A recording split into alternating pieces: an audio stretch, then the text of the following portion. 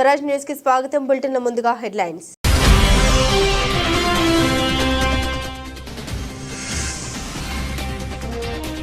Target అక్రమ వలసదారులు. Trump charge తీసుకోగానే అంతా సర్దుకోవాల్సిందేనంటున్న నిపుణులు.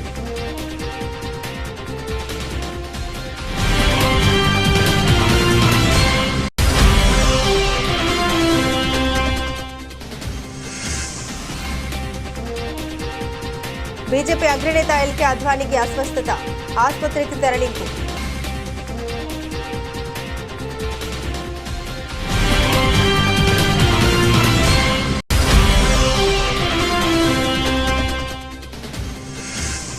జైలు నుండి విడుదలయ్యాక తొలిసారి మీడియాతో మాట్లాడిన అల్లు అర్జున్. అరెస్టుపై కీలక వ్యాఖ్యలు చేసిన ఐకాన్ స్టార్.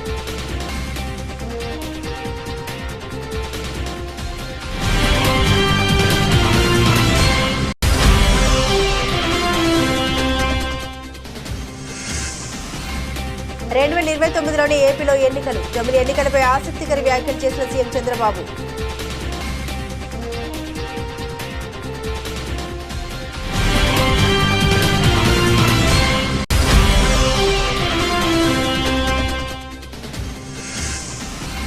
రోహిత్ శర్మ నిర్ణయంపై బూమ్రా అసంతృప్తి. ట్రంప్ మైక్లో మాటల రికార్డు.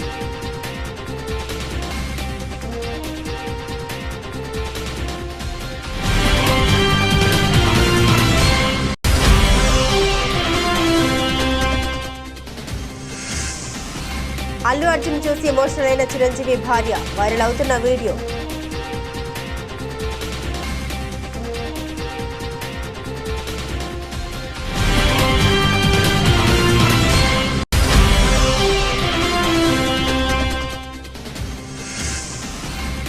దిగొచ్చిన బంగారం. తులంపై 1,400 రూపాయలు తగ్గిన ధర.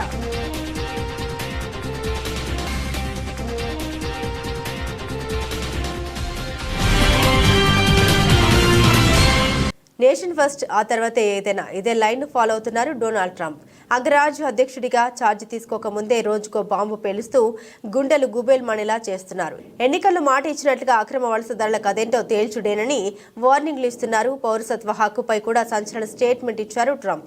ఇలా రోజుకొక సంచలన ప్రకటన చేస్తూ కాకరేపుతున్న ట్రంప్ దీంతో సర్ ఛార్జ్ తీసుకోకముందే ఇలా ఉందంటే బాధ్యతలు చేపట్టాక ఇతడేనా అన్న చర్చ జరుగుతుంది. అక్కడ ట్రంప్ అధ్యక్షుడిగా బాధ్యతలు చేపట్టాక అక్రమ వలసదారులు సర్దుకోవాల్సిందేనా? సన్నిహిత దేశాలతో ట్రంప్ తీరు మారనుందా? ట్రంపే ఓ సెన్సేషన్. ఆయన డెసిషన్స్ షాకింగ్ న్యూస్. అమెరికా రక్షణ కోసం అధ్యక్షుడయ్యా, అగ్రరాజ్యం కోసమే పనిచేస్తా, ఇతర దేశాలకు మేలు చేసేందుకు తానిక్కడ లేనంటున్నారు డొనాల్డ్ ట్రంప్. అక్రమ వలసదారుల విషయంలో తన మాట వినని ఏ దేశమైనా మిత్రువైనా సరే ఊరుకునేదే లేదని ఊరమాస్ వార్నింగ్ ఇస్తున్నారు ట్రంప్. పౌరసత్వ హక్కుపై కూడా సమీక్ష ఉంటుందని జలకిచ్చారు. అక్రమ వలసదారుల్ని మెడపట్టి బయటకు గెంటేయడం పక్కన ట్రంప్ తీసుకునే స్టెప్ అతిపెద్ద బహిష్కరణగా మారబోతుందా? ఏం జరుగుతుందో వేచి చూడాలి.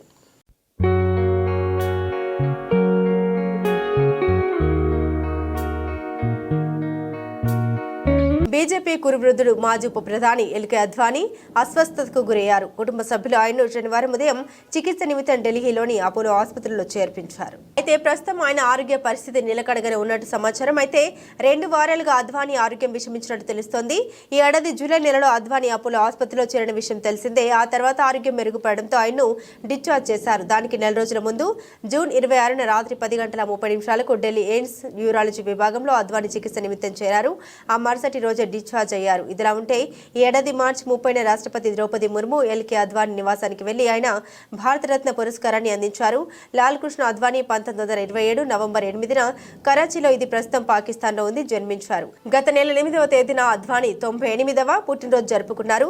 ఈ సందర్భంగా ప్రధాని నరేంద్ర మోదీ సహా పలువురు బీజేపీ నాయకులు, పలు పార్టీలోని రాజకీయ ప్రముఖులు అద్వానీకి పుట్టినరోజు శుభాకాంక్షలు తెలియజేశారు. అద్వానీ 1940లో ఆర్ఎస్ఎస్లో వాలంటీర్గా చేరారు. 1986 నుండి 1990 వరకు, మళ్ళీ 1993 నుండి 1998 వరకు, 2004 నుండి 2005 వరకు బీజేపీ జాతీయ అధ్యక్షుడిగా పనిచేశారు. పార్టీ ఆవిర్భావం నుండి అత్యధిక కాలం పార్టీ జాతీయ అధ్యక్షుడిగా పనిచేసిన నాయకుడు Advani.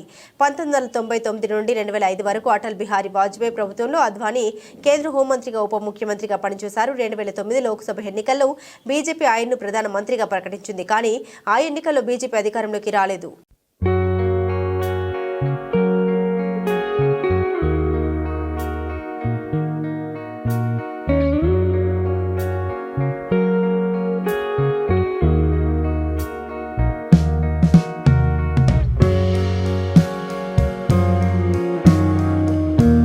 Cine hero Allu Arjun Chanchalguda jail నుండి విడుదలయ్యారు. శనివారం ఉదయం ఆయన జైలు నుండి బయటకు వచ్చారు. జైలు వెనుక గేట్ నుండి బయటకు వచ్చిన అల్లు అర్జున్ ఎస్కట్ వాహనం ద్వారా గీత ఆర్ట్స్ కార్యాలయానికి వెళ్లారు. అక్కడ సుమారు 45 నిమిషాల పాటు న్యాయవాది నిరంజన్ రెడ్డితో చర్చించారు. బెయిల్పై వచ్చిన జైలు నుండి విడుదల ఆలస్యంపై చర్చించినట్లు తెలుస్తోంది. అనంతరం అక్కడి నుండి జూబ్లీ హిల్స్ లోని తన నివాసానికి వెళ్లారు. జైలు నుండి ఇంటికి వచ్చిన అల్లు అర్జున్ కు కుటుంబ సభ్యులు దిష్టి తీసి స్వాగతం పలికారు.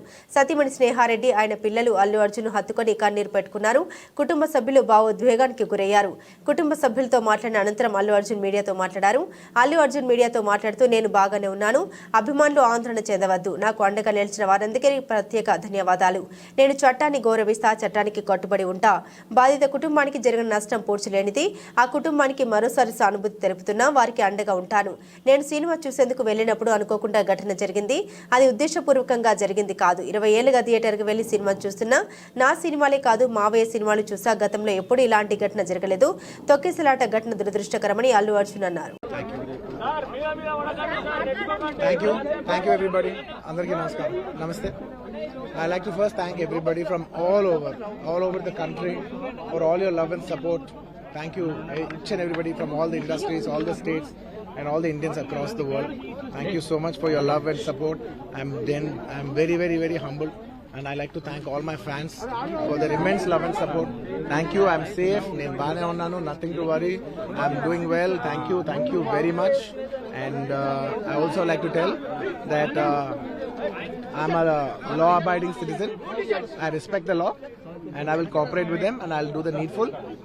And very importantly, I would like to give my condolences once again to the family.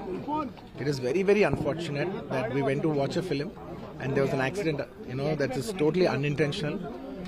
We went to watch a movie and, due to an unfortunate accident, there's been a loss of a person. And we're always very sorry for whatever's genuinely happened. And it's purely out of my personal control. And I've been doing it for the last 20 years. Last 20 years I've been going to watch my films, and I've been to that place not just only for my film but for my uncle's films. I've been there more than 30 times in my life. Never something like this has ever happened. It is purely accidental, purely unfortunate, and I will be there for the family to support them in whatever way I can. We can never cover the loss of a death of a person, but in whatever possible way I will be there for the family to support them. And once again I like to thank each and every one of you from all over. बहुत शुक्रिया सबके लिए. అందరికీ ప్రతి ఒక్కరికి చూసే ప్రతి ఒక్కరికి మనస్ఫూర్తిగా ధన్యవాదాలు తెలియజేసుకుంటున్నాను. Thank you. జమిలీ ఎన్నికల విధానం అమల్లోకి వచ్చినప్పటికీ ఎన్నికలు జరిగేది 2029లోనని ఏపీ ముఖ్యమంత్రి చంద్రబాబు నాయుడు అన్నారు. శనివారం ఆయన మీడియాతో చిట్ చాట్ లో మాట్లాడారు. ఒక దేశం ఒకే ఎన్నిక విధానానికి ఇప్పటికే మా మద్దతు ప్రకటించామని అన్నారు. జమిలీపై అవగాహన లేని వైసీపీ నేతలు తమ పబ్బం గడుపుకోవడానికి ఏది పడితే అది మాట్లాడుతున్నారని చంద్రబాబు విమర్శించారు. వైసీపీ నేతల మాటలు ప్రజల్లో ఎప్పుడో విశ్వసనీయత కోల్పోయాయి. వాళ్ళు చేసే డ్రామాలు చూసి ప్రజలు నవ్వుకుంటున్నారని చంద్రబాబు అన్నారు. రాష్ట్రంలో సుస్థిర ప్రభుత్వం కొనసాగుతుంది. స్వర్ణాంధ్ర విజన్ 2047 డాక్యుమెంట్ను మరింతగా ప్రజల్లోకి తీసుకెళ్లాలి. విశ్వవిద్యాలయాలు, కళాశాలలు, పాఠశాలతో పాటు ప్రతి చోట దీనిపై చర్చ జరగాలని చంద్రబాబు అన్నారు. విజన్ 2020 సాకారమైన తీరు నేటి తరం తెలుసుకోవాలి.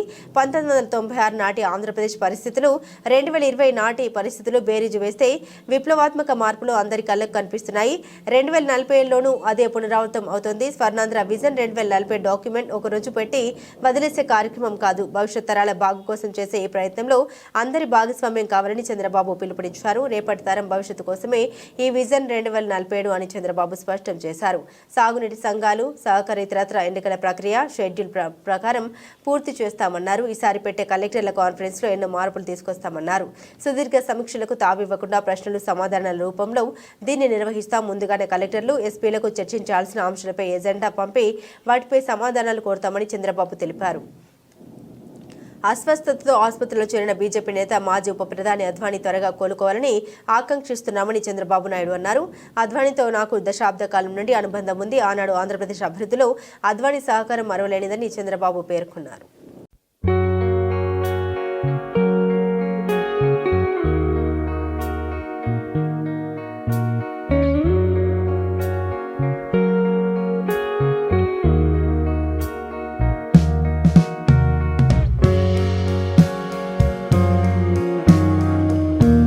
వరంగల్ జిల్లా కలెక్టరేట్లో శుక్రవారం వరంగల్, హన్మకొండ జిల్లాల కలెక్టర్లతో పరకాల ఎమ్మెల్యే రేవూరి ప్రకాష్ రెడ్డి నిర్వహించిన వివిధ అభివృద్ధి కార్యక్రమాల అమలు తీరుపై 2 జిల్లాల అధికారులతో సమీక్ష నిర్వహించడమైంది. ఈ సమీక్ష సమావేశంలో పరకాల ఎమ్మెల్యే రేవూరి ప్రకాష్ రెడ్డి మాట్లాడారు. నియోజకవర్గం అభివృద్ధి పథంలో నడిపించేందుకు 2 జిల్లాల కలెక్టర్లు, సంబంధిత జిల్లా అధికారులు కృషి ఎంతో అవసరమని ఆయన తెలిపారు.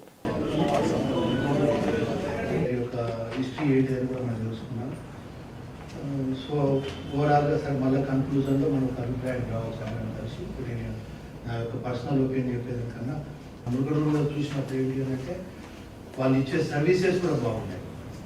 అంటే మిల్క్ ప్రొడక్షన్ ఏ విధంగా మనం కౌలు లేకపోతే మనం చూసుకుంటే ప్రొడక్షన్ తగ్గించుకోవచ్చు, ఎట్లా లాభదాయకంగా మనం వాళ్ళకునే కూడా 2-3 గేదెలు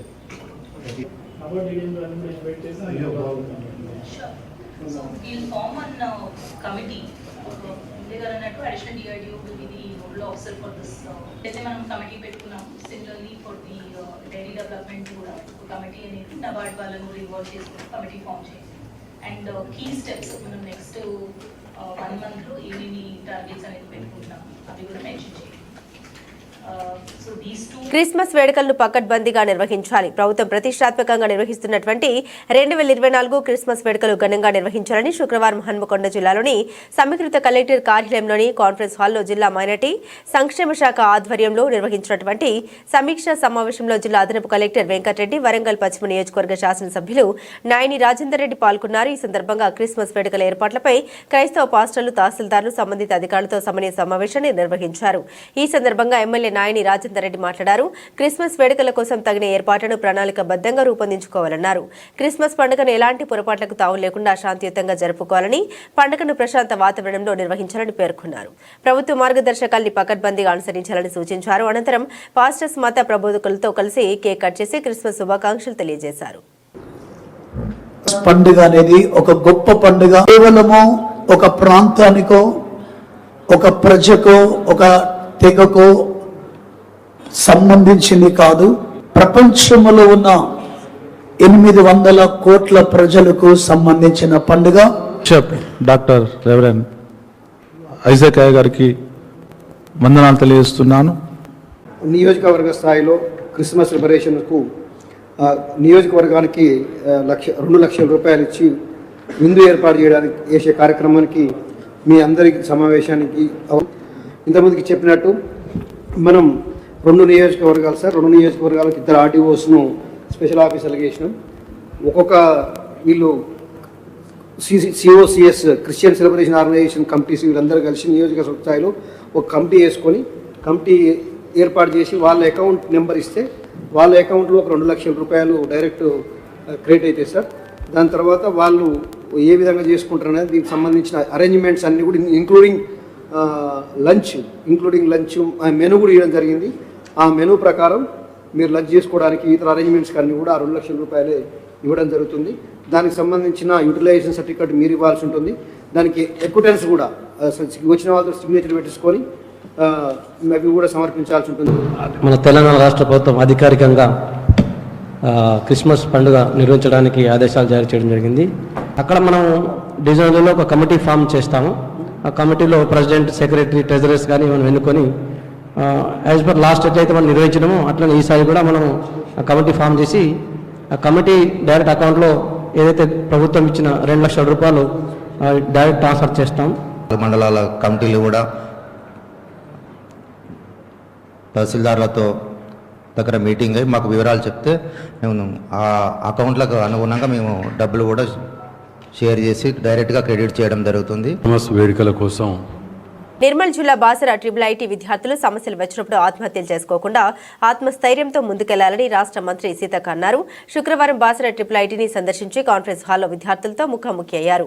నాణ్యమైన ఆహారం, మినీ స్టేడియం, ఫ్యాకల్టీ, స్కాలర్షిప్, ల్యాప్టాప్లు, డ్రైనేజీ వ్యవస్థ, గైనకాలజిస్టుల ఏర్పాటు, ఆసుపత్రి సిబ్బంది వంటి విషయాలపై చర్చించారు. త్వరలోని విద్యార్థుల సమస్యల గురించి ముఖ్యమంత్రితో చర్చించి సమస్యల్ని పరిష్కరిస్తామన్నారు. తక్షణమే ₹1 కోటి నిధులు IIITకి మంజూరు చేయాలని కలెక్టర్కు ఆదేశించారు. విద్యార్థులతో కలిసి మధ్యాహ్నం భోజనం చేశారు సీతక్క. ఈ కార్యక్రమంలో స్థానిక MLA Ramarao Patel, collector Abhilasha Abhinav, SP Janaki, Sharmila, MLC Venkat, Dande Vithal, IIIT VC Govardhan అధికారులు పాల్గొన్నారు.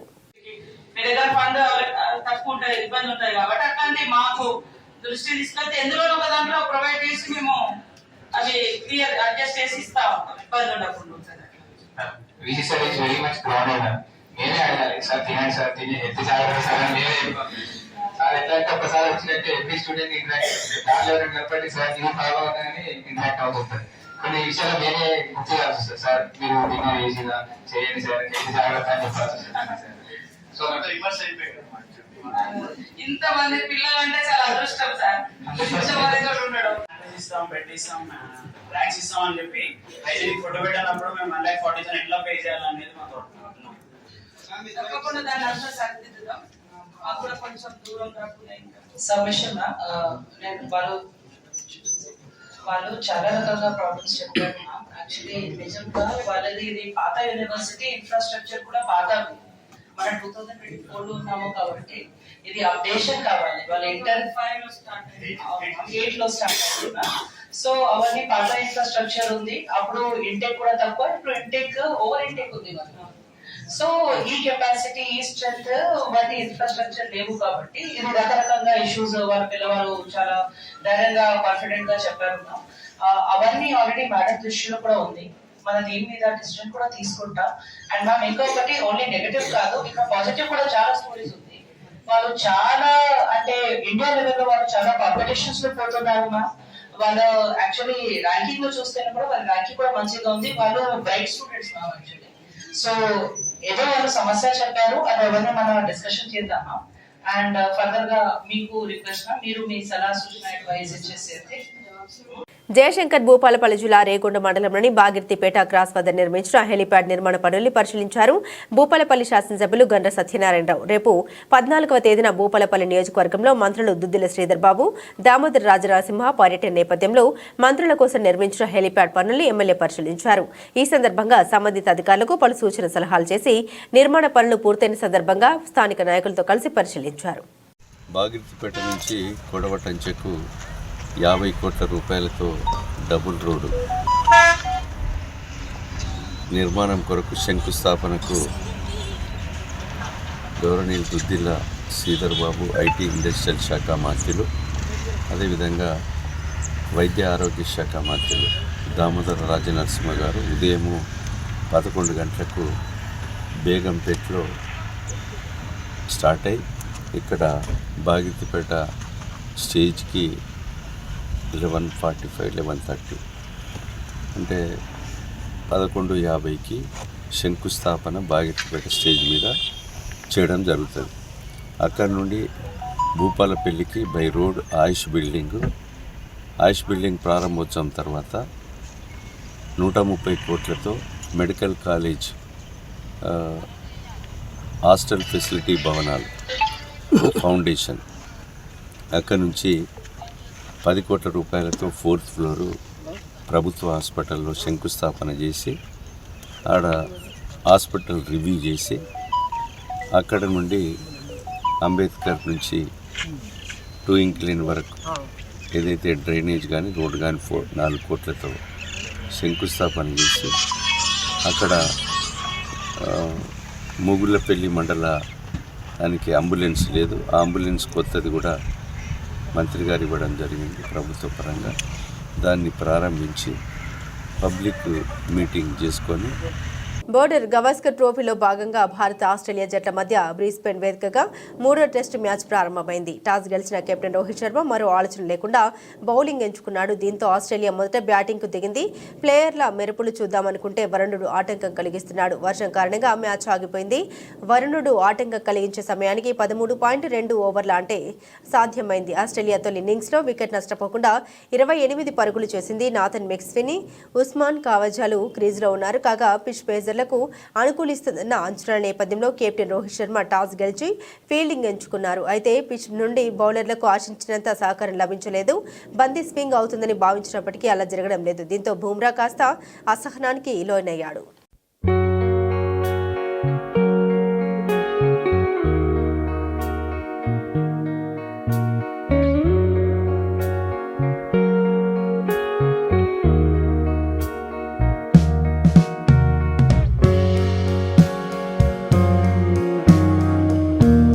సంధ్యా థియేటర్ వద్ద తొక్కిసలాట ఘటనకు సంబంధించిన కేసులో అరెస్ట్ అయిన టాలీవుడ్ నటుడు అల్లు అర్జున్ చంచల్గూడ జైలు నుండి శనివారం ఉదయం 6:40 విడుదలైన విషయం తెలిసిందే. జైలు నుండి ఆయన జూబ్లీ హిల్స్ లోని తన నివాసానికి చేరుకున్నారు. ఈ సందర్భంగా బన్నీని పరామర్శించేందుకు సినీ సెలబ్రిటీలు అల్లు నివాసానికి చేరుకుంటున్నారు. ఈ క్రమంలోనే అక్కడికి చేరుకున్న అల్లు అర్జున్ మేనత్త చిరంజీవి భార్య సురేఖ అల్లు అర్జున్ చూసి భావోద్వేగానికి గురైంది. అల్లు అర్జున్ కూడా మేనత్తని చూసి దగ్గరికి వెళ్లి హగ్ చేసుకున్నాడు. ప్రస్తుతం ఇందుకు సంబంధించిన వీడియో వైరల్ గా మారింది.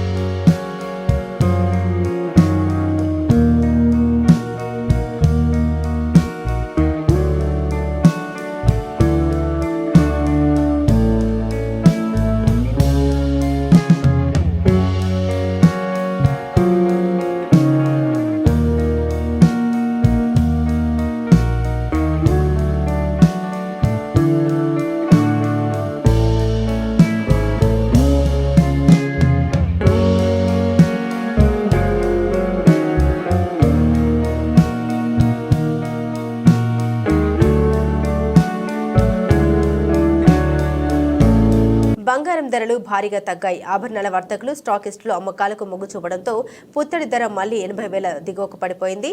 దీనికి తోడు అంతర్జాతీయ మార్కెట్లో అతి విలువైన లోహాలకు డిమాండ్ పడిపోవడంతో శుక్రవారం ఒకే రోజు తులం పుత్తడి 1,400 రూపాయలు తగ్గి 79,500 రూపాయలకు దిగొచ్చింది. అంతకుముందు రోజు ఇది 80,900 రూపాయలుగా ఉంది. ఇటు హైదరాబాద్లోనూ 99.9% స్వచ్ఛత కలిగిన 10 గ్రాముల బంగారం ధర 600 రూపాయలు తగ్గి 78,870కి దిగిరాగా 22 క్యారెట్ల ధర 550 రూపాయలు తగ్గి 72,300 రూపాయలకి దిగొచ్చింది. వెండి ధరలు భారీగా తగ్గాయి. పారిశ్రామిక వర్గాలు నాణ్యాల తయారీదారుల నుండి డిమాండ్ పడిపోవడంతో కిలో 4,200 రూపాయలు తగ్గి 92,800 రూపాయలుగా నమోదైంది. హైదరాబాద్లోనూ 3,000 రూపాయలు తగ్గి 1,01,000 రూపాయలుగా నమోదైంది.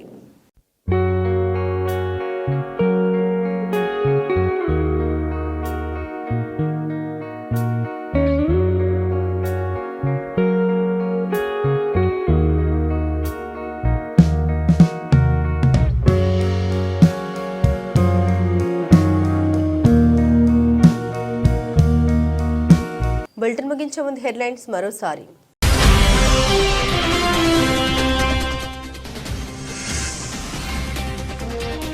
టార్గెట్ అక్రమ వలసదారులు. ట్రంప్ ఛార్జ్ తీసుకోగానే అంతా సర్దుకోవాల్సిందేనంటున్న నిపుణులు.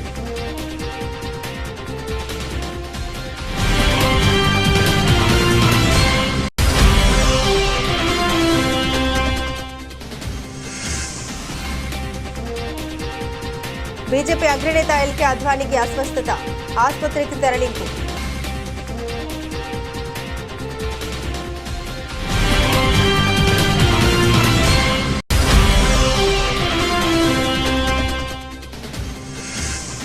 జైలు నుండి విడుదలయ్యాక తొలిసారి మీడియాతో మాట్లాడిన అల్లు అర్జున్. అరెస్టుపై కీలక వ్యాఖ్యలు చేసిన ఐకాన్ స్టార్.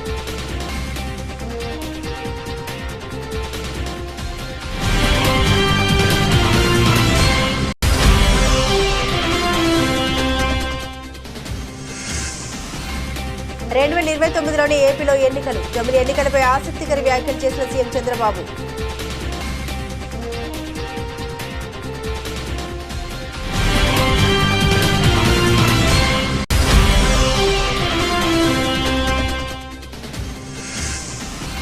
రోహిత్ శర్మ నిర్ణయంపై బూమ్రా అసంతృప్తి. ట్రంప్ మైక్లో మాటల రికార్డ్.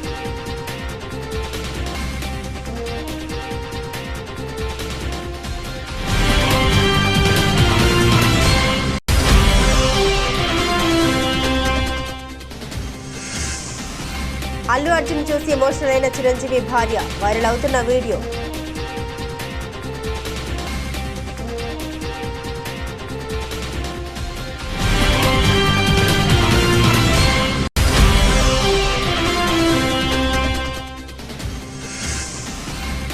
దిగొచ్చిన బంగారం. తులంపై 1,400 రూపాయలు తగ్గిన ధర.